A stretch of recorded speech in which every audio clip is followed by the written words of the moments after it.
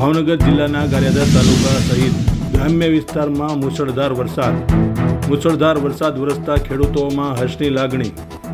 ગારિયાધાર તાલુકાના ઠાસા ગામમાં ભારે પાણી પ્રવાહમાં એક કાર તણાઈ। ભારે પાણીનો પ્રવાહ આવતા પાર્ક કરેલ કાર અચાનક પાણીમાં તણાઈ। કાર પાણીમાં તણાતા સ્થાનિકો દ્વારા વિડીયો ઉતારી સોશિયલ મીડિયામાં કરાયો વાયરલ। કાર પાર્ક કરેલી હોય જેને લઈને કારમાં કોઈ સવાર નહીં હોવાને લઈને મોટી જાનહાનિ ટળી। ગારિયાધાર તાલુકાનું ઠાસા ગામ એમ